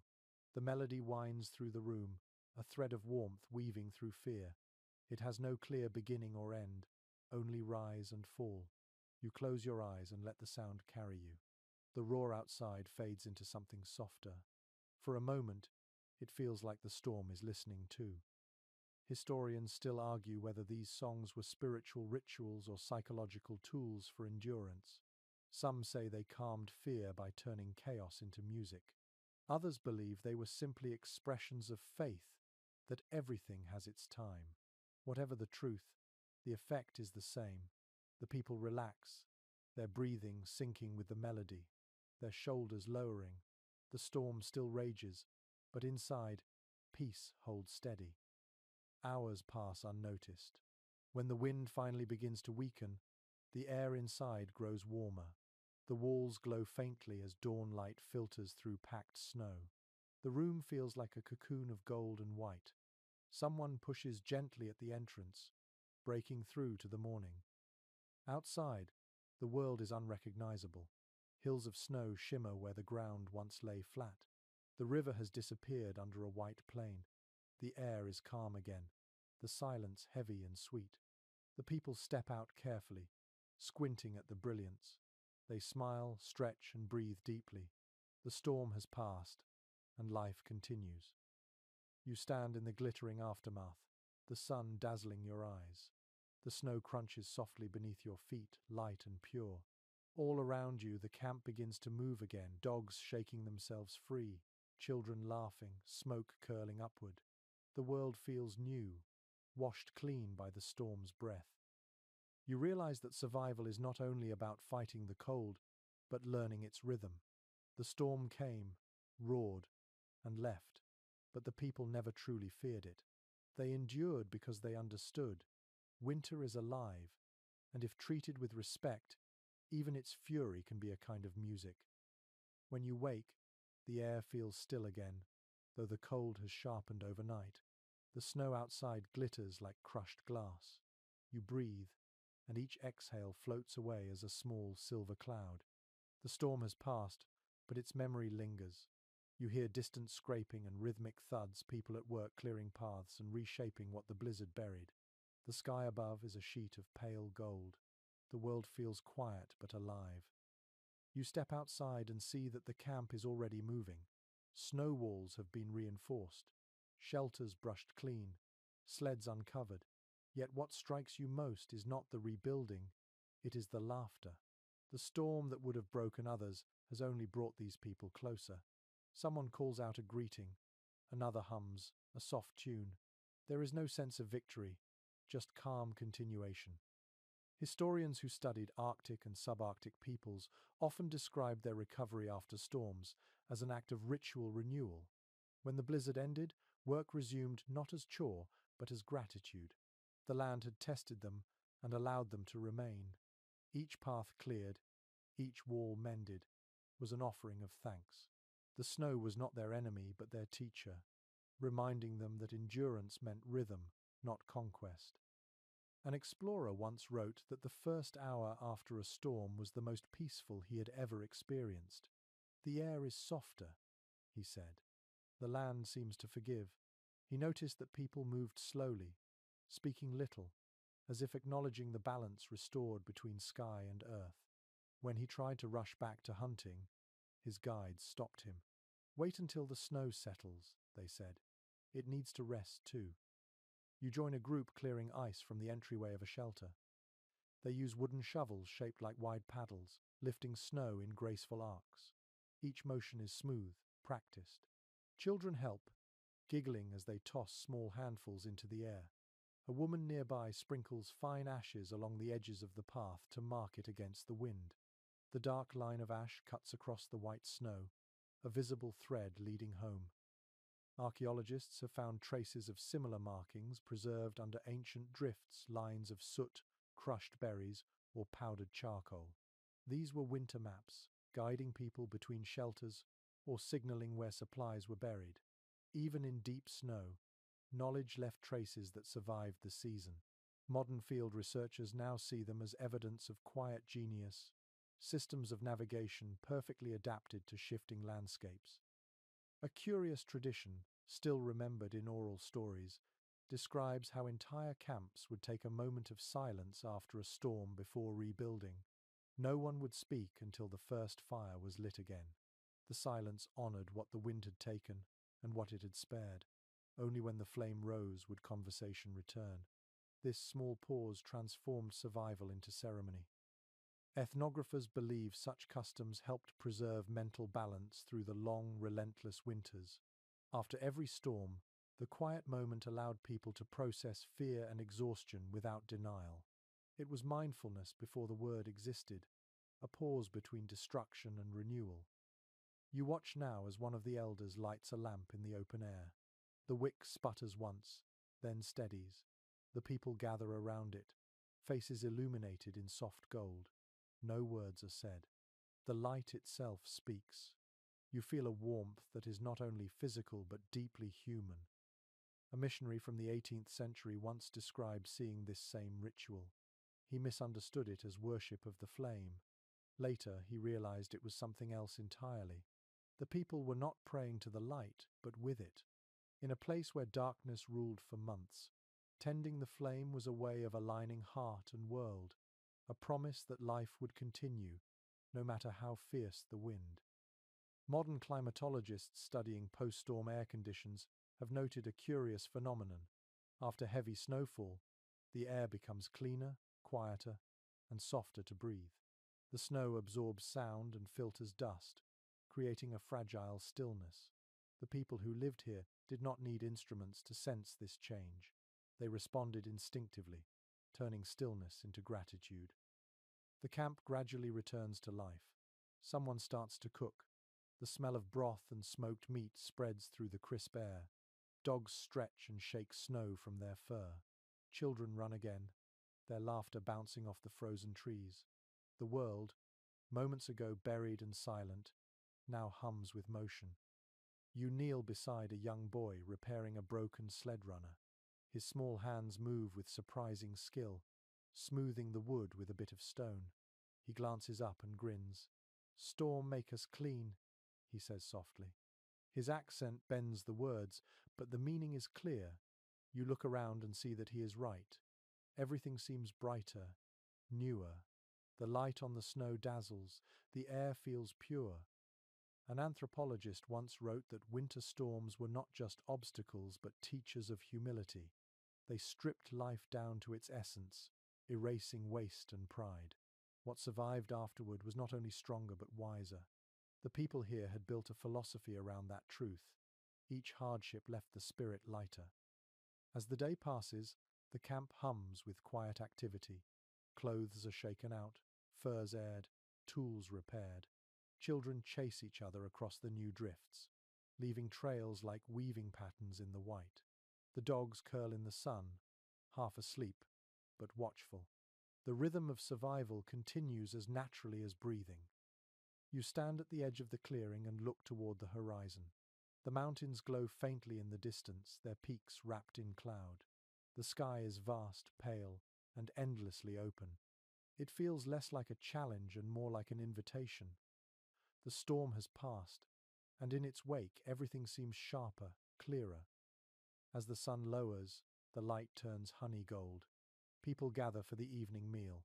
Steam rises from bowls of stew, the scent rich and earthy. Laughter floats between the shelters again, warm and steady.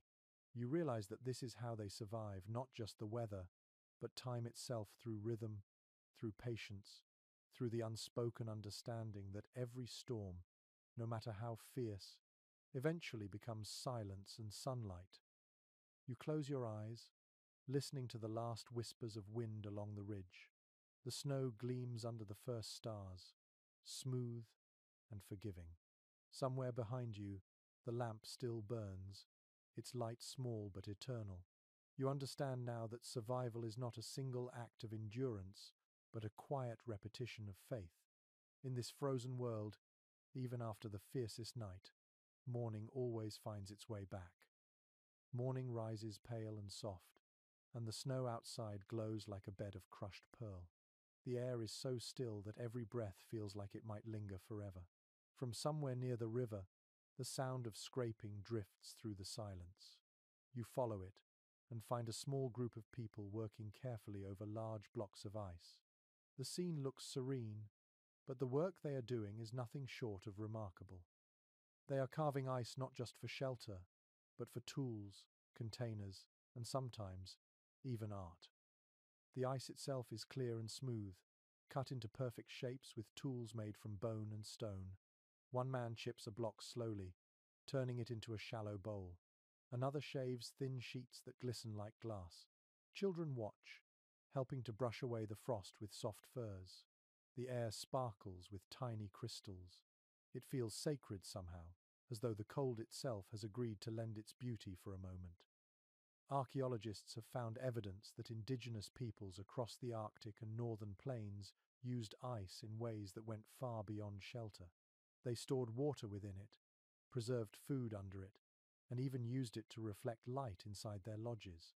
In the long darkness of winter, a well-placed piece of clear ice could magnify the small glow of a lamp, turning one flame into many. An early explorer described seeing what he called a hall of mirrors inside a northern dwelling. He realized later that the walls had been lined with thin ice panels, melting slightly each day and refreezing at night. The result was a shimmer that made the space glow with silver light. It was practical and beautiful, science and art at once. A curious oral story told in some Arctic communities speaks of the breath of the moon, a spirit said to hide within clear ice. People were careful when cutting it, believing that if they broke it carelessly, they could anger the spirit who controlled the night sky. For this reason, they often sang softly while carving, their voices steady and gentle. Ethnographers who recorded these songs found them slow, almost lullaby-like, each verse thanking the ice for its strength and silence. Modern physicists have noted that the acoustic properties of dense winter ice can indeed carry sound in strange ways. It hums, vibrates, and sometimes even sings when the wind crosses it just right. To those who lived close to it, this sound must have felt alive. Perhaps that is why they treated it with such respect. You crouch beside one of the carvers as he shapes a thick sheet of ice into something resembling a window. He gestures for you to look closer. When you do, you see the distorted reflection of your own face shimmering back, eyes blurred, cheeks glowing red. He grins and says softly, "Now the sun will visit inside." He explains that the panel will be placed in the roof of a snow house to catch the light and filter it downward, making the interior glow like morning even at midday. Historians often note how these practical innovations carried a touch of poetry. Nothing was made purely for function. Everything also served a purpose of beauty. In the harshest months, beauty itself became warmth for the spirit. A polished tool, a carved pattern, a gleaming wall of ice, all were quiet declarations that life, even in cold, deserved grace. A missionary once wrote that he could always tell when the coldest months arrived, because that was when he saw the most decoration. Beads, feathers, polished stone, and ice carvings appeared everywhere. He had expected austerity, but instead he found color and detail. Later, he admitted that he finally understood. They keep beauty alive because it keeps them alive. Ethnographers studying these winter crafts have discovered that the process of making was as valuable as the final object. The carving of ice or bone, the weaving of sinew cords, the shaping of snow all provided rhythm, meditation, and purpose when the world outside slept. The repetition of careful motion calmed the mind and trained patience. You watch as the carvers finish their work. They carry the new ice panel to a nearby shelter and fit it into the roof opening. The moment they step back, sunlight filters through, scattering in 1,000 tiny rainbows. The children gasp and laugh. The inside of the shelter fills with shimmering light, soft and clean. For a few seconds, the frozen room feels warm, touched by something more than heat. A scholar once compared this act of crafting with prayer. They carve their world brighter, she wrote. Each mark on ice is an act of hope. You see that now. It is hope, not defiance, that fills this place. The people do not battle winter. They collaborate with it, shaping beauty from what would kill others. A young woman sits apart, etching small lines into a block of snow. When you move closer, you realize she is tracing the shapes of constellations, mapping the stars above onto frozen ground. Her hands are steady, her focus unbroken. The stars have always been their compass, but here, even in daylight, she brings them close. When the snow melts in spring, her map will vanish, but for now it holds the entire sky at her feet. Modern astronomers who have studied indigenous star lore often marvel at its accuracy. The stories that accompanied those constellations preserved not only navigation but memory. The stars were teachers of rhythm and return, their patterns reminding people that darkness never lasts forever. To trace them in snow was both art and affirmation. You sit quietly, watching the sunlight move across the ice. The air glows gold, and your reflection blurs into the shimmer. The scene is so still that time feels suspended. Every tool, every wall, every piece of ice glistens with quiet purpose. The people here have turned the frozen world into something alive, living glass, living light, living silence. When the sun begins to sink, the carvers cover their tools and return to the fire. The ice panels gleam in the dimming light, still holding the glow of day. You follow them, your breath rising into the crisp evening air. Behind you, the ice hums faintly as it cools, a sound like soft singing carried through the snow. You smile, realizing that this music, born from frozen water, has accompanied these people for centuries. It speaks without words, just as they do with patience, precision, and grace. The lesson is simple and endless. Even in a land of ice, warmth can be made not only from flame, but from the act of creation itself. The morning arrives calm again, washed clean by sunlight. Frost clings to the edges of every branch, and the trees shimmer like silver lace. The cold bites your cheeks, but it feels somehow softer, as though the world has decided to rest. You hear the rhythmic sound of scraping hides near the fire. The people are working together, turning the gifts of the hunt into warmth that will last for years. You move closer and see layers of animal skins stretched across wooden frames. The smell is strong, a mix of smoke, fat, and snow. Men and women scrape the hides with sharpened bones, removing the last bits of flesh. Children help, gathering flakes of frost and tossing them aside. The sound of scraping repeats like a slow drumbeat. It is a quiet labor, steady and sure. Archaeologists have found evidence of this process in nearly every northern settlement site ever uncovered. The tanning and softening of hides were not simply chores. They were acts of survival performed with artistry and skill. Each hide could become a shelter, a coat, a blanket, or a tool. In a place where warmth meant life, the transformation of animal skin into comfort was a sacred duty. A French explorer once described spending an afternoon watching women soften moose hides. He said they worked in silence, their movements fluid and strong. They soaked the hides in water mixed with crushed brains or liver, then stretched them over poles, pulling until the fibers loosened. He wrote, "They make leather the way others make poetry, by patience." Ethnographers who studied the process later confirmed that the method was ingenious. The oils from the animal's own body worked as a natural conditioner, keeping the hide supple even in freezing temperatures. No chemical treatment could equal it. The hides were then smoked gently over low fires, filling them with scent and protection. Smoke not only darkened the color, but preserved them against decay and insects. You run your hand over a finished hide hanging nearby. It feels soft as velvet, warm even in the cold air. The texture is unlike anything you've touched before, strong, yet almost alive.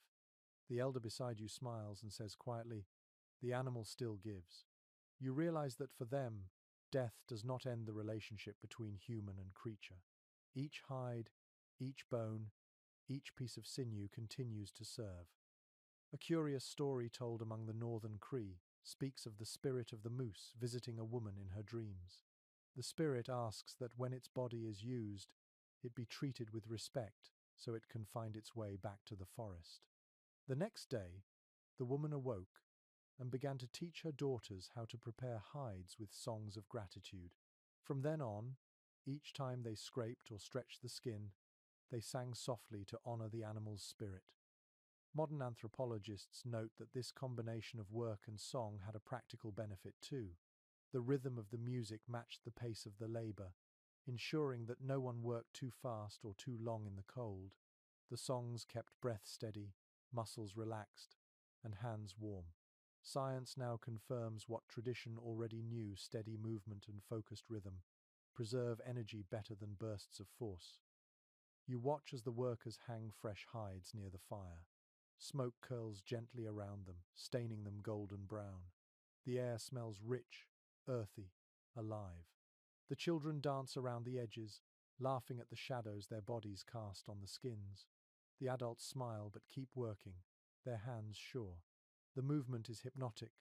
Stretch, scrape, fold, breathe. The firelight flickers on their faces, softening the edges of the long day. An explorer's journal once mentioned that, during the darkest months, people often tanned hides late into the night simply for the comfort of routine. They scrape through the silence, he wrote. The rhythm gives the mind something to hold. He described how the sound of hide against bone became a lullaby that lulled the camp to sleep.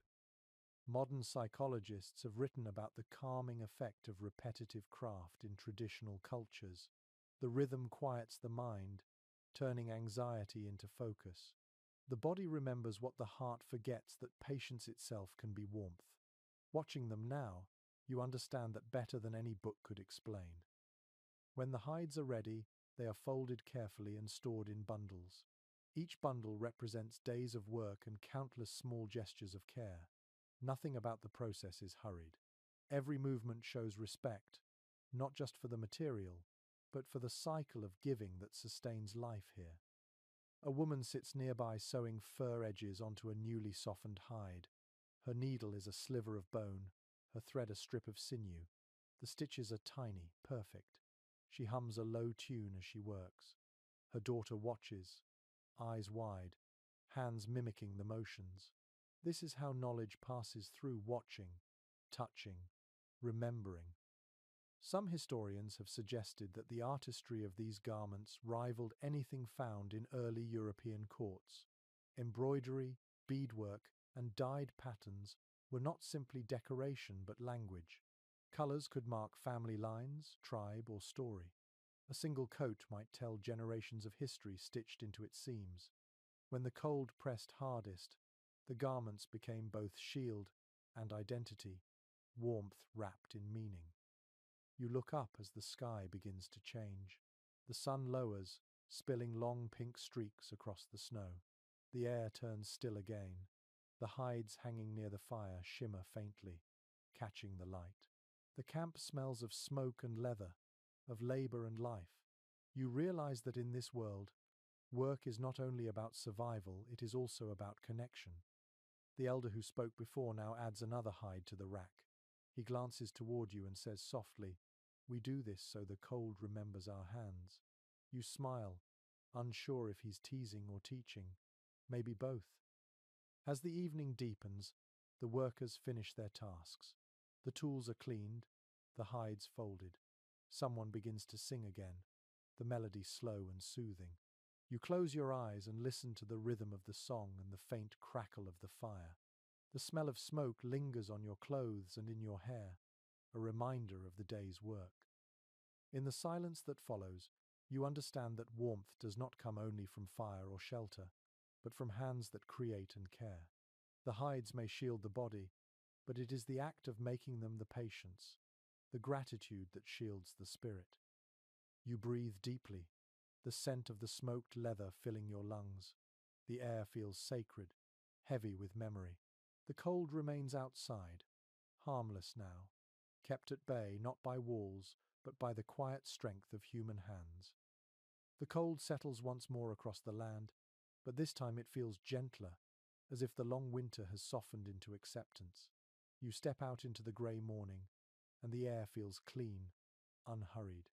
The river lies buried beneath white silence, and smoke drifts lazily from the shelters.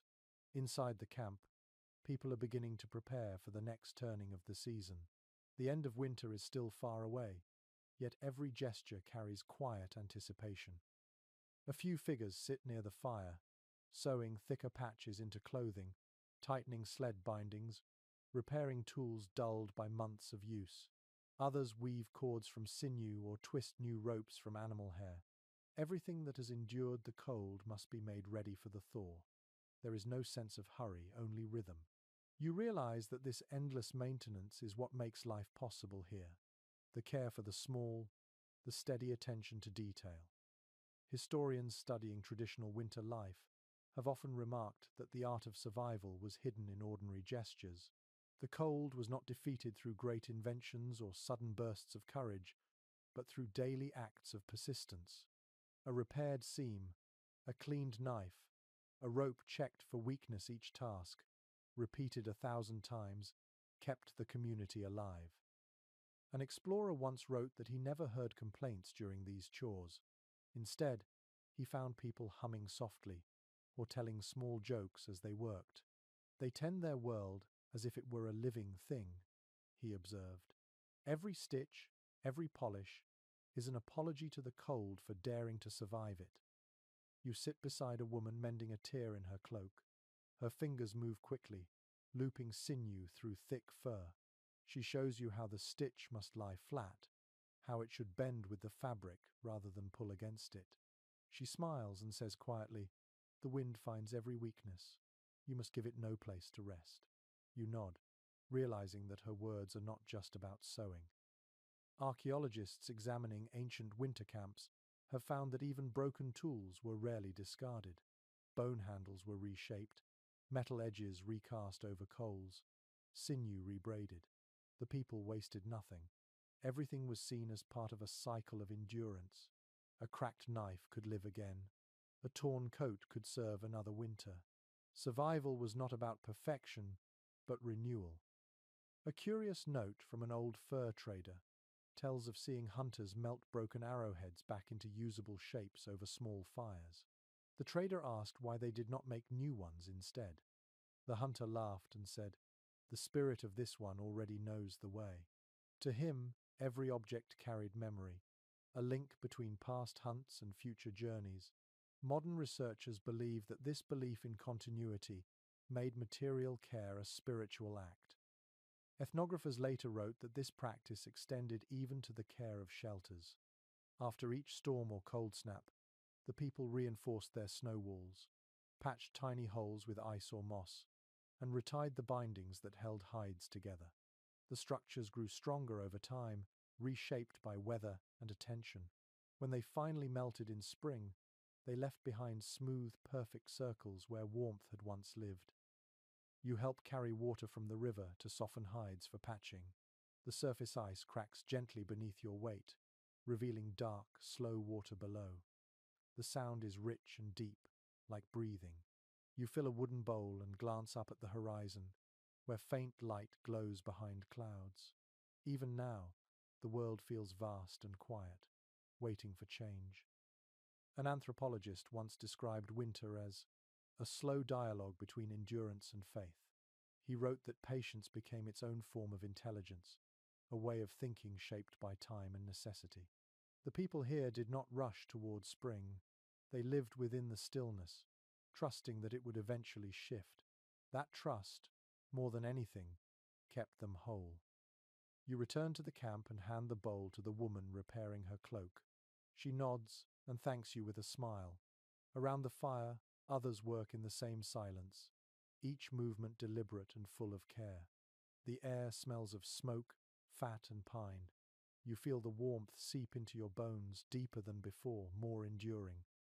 Nearby, a young man carves small shapes from bone. When you look closer, you see tiny birds, each one perfectly detailed. He explains that he makes them as offerings to the coming season. When the snow melts, he says, the birds return. We remind them we have been waiting. His tone is simple, but there is reverence in his voice. A French missionary once wrote of seeing similar carvings left in tree hollows at winter's end. At first he called it superstition, but later he admitted it was something else, entirely a declaration of continuity. These people did not fear change, they prepared for it with grace. The act of making beauty was itself a kind of prayer. Modern psychologists studying resilience in traditional societies often point to this quiet creativity as the secret to survival. Making something, even something small, reminded people that they still had agency in the face of endless cold. Repairing, building, carving, these were acts of affirmation, proof that life could continue on its own terms. The light fades slowly. The camp finishes its work and gathers around the fire. Someone begins a song, gentle and slow, the kind that seems to rise naturally from breath. It is a song of gratitude for endurance. The words are simple, a repetition of images: snow, fire, breath, heart. The rhythm carries you, calming and endless. You close your eyes and feel the song vibrate through the ground. Outside, the cold deepens, but the warmth inside grows stronger. You think of the woman's words again. Give the wind no place to rest. You understand now that she meant more than stitching seams. She meant to keep moving, keep mending, keep believing. The night stretches long and peaceful. The lamps flicker softly, the air filled with scent and sound. Tomorrow will bring new tasks, new frost, perhaps another storm. But for now, everything feels complete. The people have faced the cold and shaped it into something steady, something human. You lie back, listening to the fire crackle. Your eyes drift closed, and the sound of the song lingers in your ears. It repeats softly, a lullaby of endurance. The last thing you see before sleep claims you is a curl of smoke rising through the roof and vanishing into the quiet night, carrying warmth to the stars. Morning arrives without a sound. The light outside the shelter glows through the hides, soft and pale like milk poured over frost. You sit up slowly, feeling the warmth of the furs against your skin and the faint crackle of embers beside you. When you step outside, the air greets you gently. It no longer stings as it once did. The season is changing. The camp is calm. Smoke curls from a few lamps, and dogs stretch lazily, their tails flicking snow into the air. People move more slowly now. The urgency that once filled each day has faded into a kind of quiet balance. They are not fighting the cold anymore. They are living with it, trusting it. You realize that the story of their survival is not one of struggle, but of harmony. You walk to the river. It lies beneath a shell of melting ice, whispering softly as the water stirs below. The sound feels alive, almost like laughter under glass. You crouch down and touch the surface. It's smoother now, wetter, the first sign that the deep freeze is beginning to ease its grip.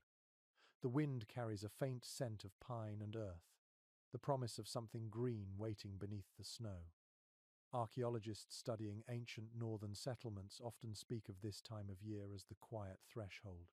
Food stores are still full, tools repaired, and traps still yield. The people have learned the rhythm of endurance so well that even transition feels effortless.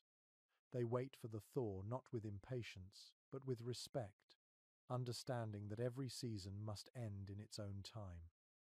An explorer once wrote that the calm before spring in these camps felt holy. It is as if the land itself exhales, he said, and the people breathe with it. He noticed that no one rushed to move camp even when the ice began to crack. They watched, listened, and waited for the exact moment when the earth invited them onward. You turn and see families preparing their belongings. Tools are being sorted, sleds repaired one last time. Children run between shelters, collecting small things left behind, an old bone carving, a handful of beads, a strip of cloth. Every object has a place and a memory. Nothing is abandoned carelessly. The people treat even the remnants of winter with the tenderness one gives to an old friend. A curious legend tells of a spirit who visits at the end of winter to measure how humans have behaved. She carries no fire or wind, only a basket. If the people have wasted nothing, she fills it with light. If they have disrespected the cold, she takes that light away. No one fears her. They simply live in such a way that her basket always overflows. Ethnographers later said that this story likely served as a reminder to live mindfully, to respect both scarcity and abundance. Historians have long debated whether the extraordinary endurance of these communities was born from necessity or philosophy. Some argue that wisdom came from hardship. Others say it existed long before, woven into the land itself. Whatever the truth, you can feel the result in every movement around you. Calm, careful, rooted in gratitude. You sit beside an elder near the fire. His eyes are half closed, his hands steady as he feeds the lamp another drop of oil. He speaks softly, his voice barely above the sound of the flame. When the cold comes, he says, we thank it. When it leaves, we thank it again. It teaches us how strong we already are. You nod, knowing there is no need to reply. Modern scientists who have studied these ancient lifeways often conclude that their survival was not simply physical adaptation but emotional balance. They endured the unendurable by finding beauty in small things, the glow of a lamp, the softness of fur, the song of wind through ice. This quiet resilience has outlasted empires, still carried in stories, still whispered by rivers that refuse to freeze forever. You watch as the people finish their morning work. Someone begins to sing again, a song older than memory. The words speak of return, the geese that will soon darken the sky, the rivers that will open, the first shoots of grass breaking through the frost. The melody rises slowly, as soft as breath, carrying through the camp until even the dogs lift their heads to listen. The fire burns low, and the sunlight deepens. The snow that once swallowed the world now glitters like a mirror, reflecting the endless blue above. You take one last look at the camp, the smoke, the laughter, the shimmering white, and realize that this is the true warmth of humanity. Not heat, not fire, connection, patience, trust. You close your eyes and let the silence settle. Somewhere far away, the river cracks louder, as if reminding you that change is already on its way. You smile, feeling both humbled and whole. The people will move again soon, carrying their homes, their dogs, their stories. The cold will follow them, but so will the light. And as you stand in that fragile peace, you understand that the miracle of survival was never about conquering nature. It was about learning to listen to the snow, to the wind, to each other. The old wisdom lingers in the air like breath on frozen glass. Warmth is not something you find, it is something you build together, one quiet heartbeat at a time. The light softens, and the world grows still. You can almost hear the snow melting, the faint trickle of water beneath the ice, the long, slow sigh of winter releasing its hold. Around you, everything feels hushed, weightless. The smoke from the lamps curls upward in thin spirals, fading into the dim ceiling of the sky. You breathe deeply. The air tastes of cold and smoke and quiet memory. The sound of the wind has changed. It no longer howls but hums, low and gentle like a lullaby from the earth itself. Each breath slows your heartbeat. Each exhale carries away the last of the storm. The people around you settle into rest. Some hum softly, others close their eyes beside the steady glow of the lamps.